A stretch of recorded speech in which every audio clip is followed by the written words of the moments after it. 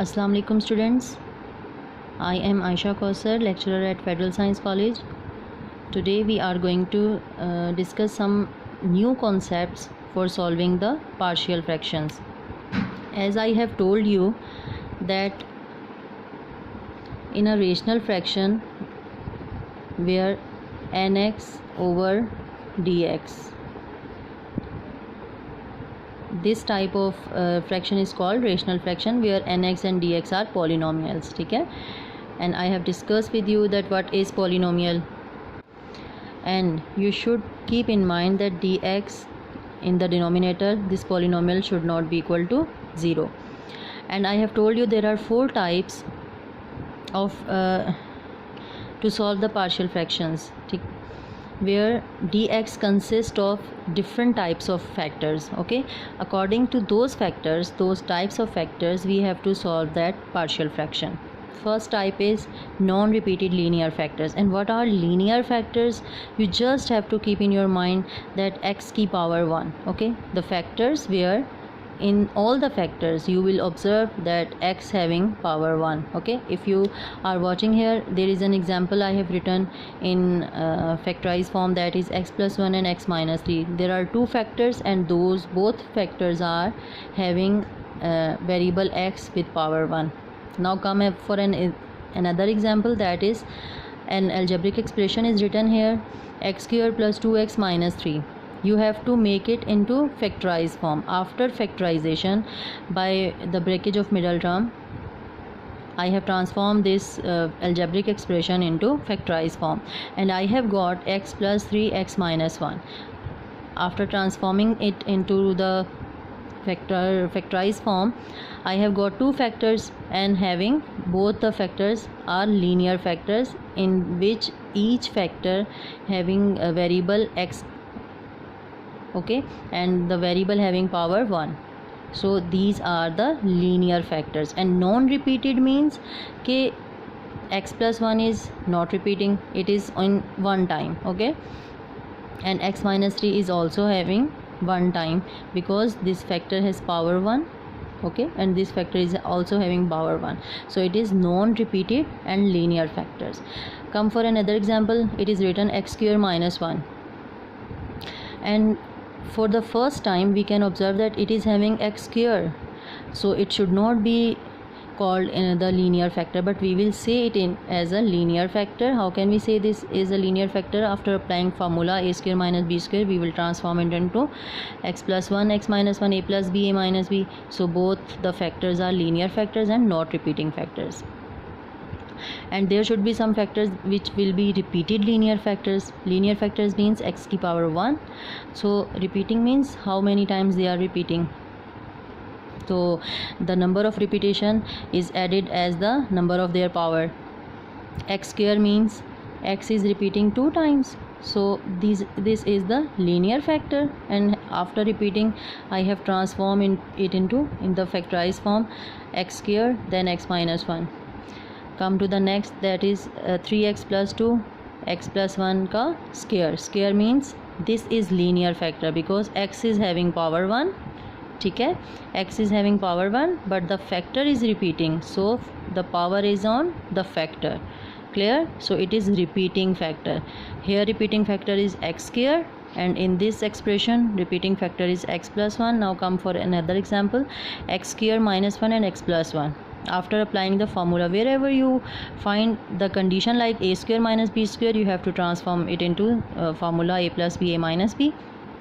After transforming this, x plus 1 and x plus 1, you are watching that this factor is getting repeat 2 times. So I have written square power on x plus 1 factor, then x minus 1. These both are linear factors and x plus 1 is repeating, so I have transformed it into the power square. It is repeating 2 times, so I have written 2 here. Non repeated irreducible quadratic factor कौन से होंगे?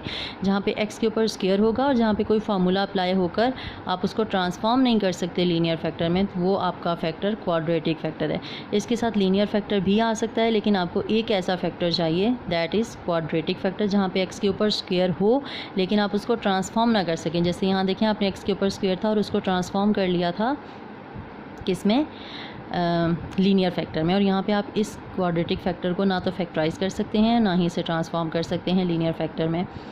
Same यही example यहाँ पर है कि आपके पास x के ऊपर स्क्वायर है +4, लेकिन आप इसको क्वाड्रेटिक फैक्टर ही कहेंगे, लीनियर फैक्टर नहीं कह सकते, क्योंकि आप इसको ट्रांसफॉर्म नहीं कर सकते लीनियर फैक्टर में, ठीक है, ना ही कोई फार्मूला यहाँ अप्लाई हो रहा है। x³ + 1, ठीक है, a³ + b³ फार्मूला अप्लाई करें तो आपके पास x + 1 एक लीनियर फैक्टर आ गया, लेकिन साथ ही आपके पास x² - x + 1 एक क्वाड्रेटिक फैक्टर आ गया, जिसको आप मज़ीद फैक्टराइज करके इसको लीनियर फैक्टर में ट्रांसफॉर्म नहीं कर सकते, तो इसलिए ये आपके पास इररिड्यूसिबल क्वाड्रेटिक फैक्टर कहलाएगा। अब ये नॉन रिपीटिंग है तो रिपीटेड इररिड्यूसिबल क्वाड्रेटिक फैक्टर क्या होगा? इररिड्यूसिबल आपको समझ में आ गया कि जिसमें आप इसको रिड्यूस नहीं कर सकते, लीनियर फैक्टर नहीं बना सकते।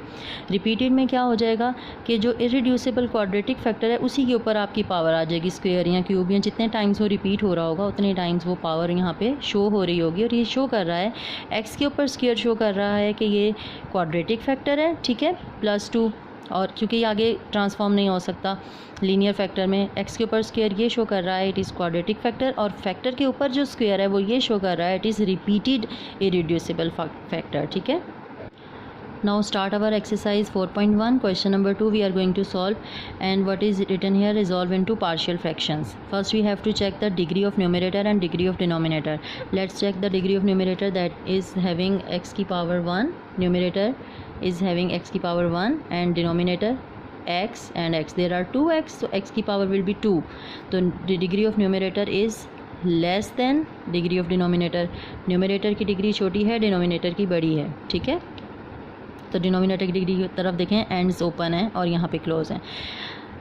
और एक और बात मैं आपको बताऊँ कि पार्शियल फ्रैक्शंस में सॉल्व करने के लिए आपके पास जो रेशनल फ्रैक्शन है that should be proper fraction, and proper fraction में न्यूमरेटर की डिग्री छोटी होती है, डिनोमिनेटर की डिग्री बड़ी होती है।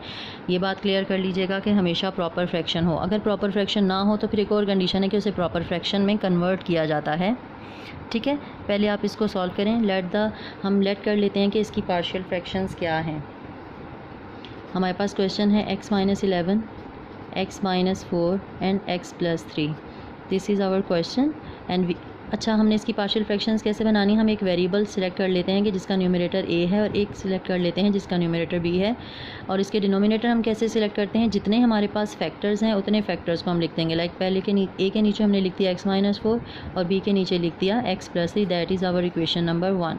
ज़रूरी नहीं कि x - 4 को ही a के नीचे लिखा जाए, आप ये भी लिख सकते हैं a/x + 3 b/x - 4, बस दोनों फैक्टर्स के ऊपर एक अलग अलग वेरिएबल होना चाहिए और बीच में आप इसको सम के ज़रिए शो करते हैं कि decomposition of a resultant fraction into its partial fractions. हम लेट कर लेते हैं कि पार्शियल फ्रैक्शंस इसकी ऐसी हैं, ठीक है।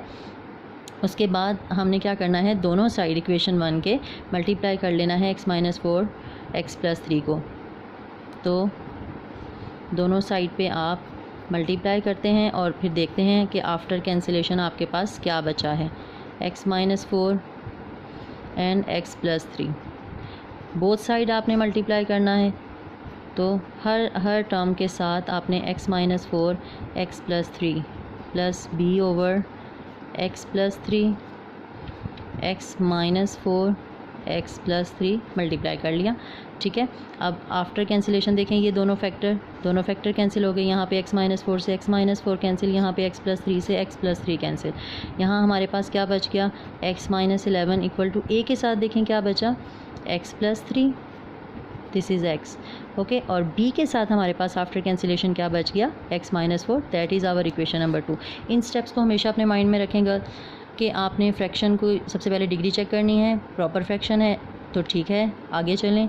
लेट द पार्शियल फ्रैक्शंस आपने कैसे बनानी है, a और b दो वेरिएबल सिलेक्ट कर लिए और जितने फैक्टर्स हैं उतने फैक्टर्स आपने उनके नीचे वेरिएबल्स के लिखकर एक इक्वेशन बना ली और सब वेरिएबल्स के दरमियान में प्लस होगा। फिर आपके पास जो फैक्टराइज फॉर्म में दो फैक्टर्स हैं उनको सब जगह आप मल्टीप्लाई कर दें हर एक के साथ, ठीक है, through out the equation number 1।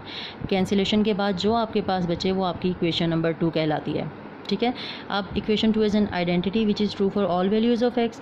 अब आपके पास दो फैक्टर्स हैं x + 3 x - 4, दोनों को बारी बारी आपने पुट करना है equal to 0। Put x plus 3 equal to 0 in equation 2। x plus 3 equal to 0 का मतलब है कि x की वैल्यू क्या आ गई, देखें प्लस 3 इधर आगे क्या हो जाएगा -3।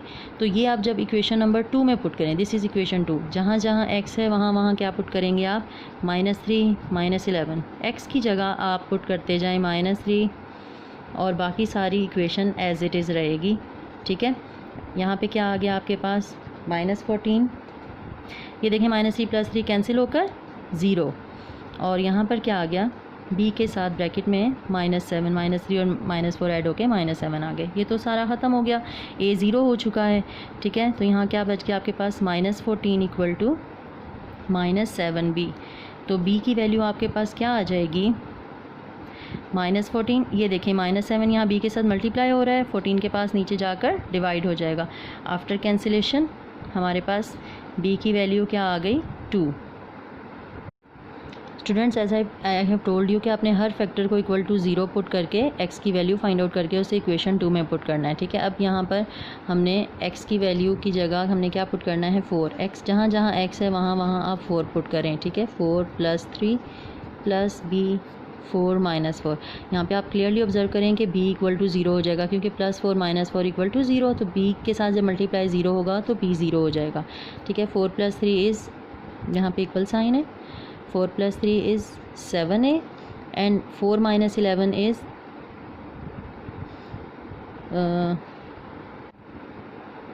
-7. Then a will be equal to -7/7. This implies a equal to -1, ठीक है।